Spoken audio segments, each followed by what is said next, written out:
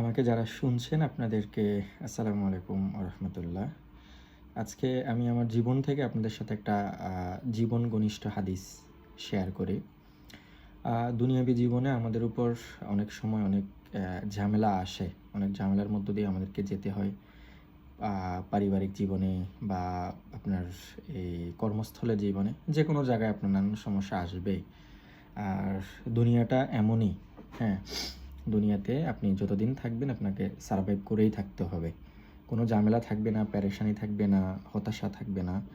এরকম হইতে পারে না। কারণ এটা জান্নাত না। এটা হচ্ছে আপনার দুনিয়া। দুনিয়াকে দুঃখ কষ্টের মধ্য দিয়ে আপনাকে অতিক্রম করতে হবে। তো এই সকল ক্ষেত্রে আমি যে কাজটা করি সেটা হচ্ছে মুসলিম শরীফের একটা হাদিস আছে। আমি ওই হাদিসটাকে আমার লাইফে একদম কোট করে রাখছি। মানে আমার লাইফে যখনই কোনো সমস্যা আসে বা কোনো ধরনের হতাশা কাজ করে, আমি শুধুমাত্র এই হাদিসটাকে কোট করেই আমি আমার সকল সমস্যা, সকল পেরেশানি, সকল হতাশা এগুলাকে ওভারকাম করার চেষ্টা করি। আচ্ছা, আমি হাদিসটা শেয়ার করে দিই। সেটা হচ্ছে আল্লাহ রাসূল সাল্লাল্লাহু আলাইহি ওয়াসাল্লাম বলছেন, পুরো দুনিয়ার মানুষ যদি তোমার কোনো ক্ষতি করতে চায়, আল্লাহ যদি না চায়, পারবে না। আবার পুরো দুনিয়ার মানুষ মিলে তোমার উপকার করতে চায়, কিন্তু আল্লাহ যদি না চায় তাহলে কেউই তোমার বিন্দুমাত্র উপকার করতে পারবে না।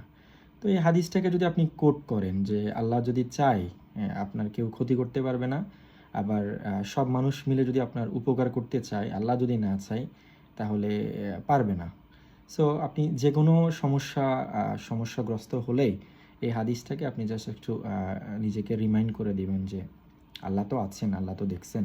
আপনার উপর যদি কোনো জুলুম হয়, সেটা যে কোনো ক্ষেত্রে হতে পারে। আপনার উপর যদি কোনো অপবাদ আসে, কোনো মিথ্যাচার করা হয়, হ্যাঁ, আপনি জাস্ট এই হাদিসটাকে কোট করবেন। দেখবেন যে আপনার পেরেশানি, হতাশা অনেকটুকুই লাঘব হইছে। আর আমরা কেউই পরিশুদ্ধ না। আমরা যে মানুষের উপর নিজেরাও যে আমরা জুলুম করি না, বিষয়টা তা না। আমাদেরকে আগে নিজেদেরকে পরিশুদ্ধ করতে হবে। আমরা কোনো ধরনের জুলুম কারো উপর করতেছি কিনা, বা আমার জীবনে কোনো ভুলভ্রান্তি আছে কিনা। সেটা যেকোনো জীবনে হয়। আমার পারিবারিক জীবন থেকে শুরু করে সামাজিক জীবন, এবং আমি যেখানে জব করি সব জায়গায় আপনি নিজের সাথে ইনসাফ করতে পারছেন কিনা, ওইটা হচ্ছে সবচেয়ে বড় ফ্যাক্ট। আপনি যদি আপনার নিজের স্বাধীনাত বডির সাথে ইনসাফ না করতে পারেন, তাহলে আপনি পরিবার ইনসাফ করতে পারবেন না। তো পরিবার ইনসাফ যদি আপনি না করতে পারেন, আপনি সমাজ ব্যবস্থায় ইনসাফ কীভাবে চাবেন? রাষ্ট্র ব্যবস্থায় কীভাবে ইনসাফ চাইবেন?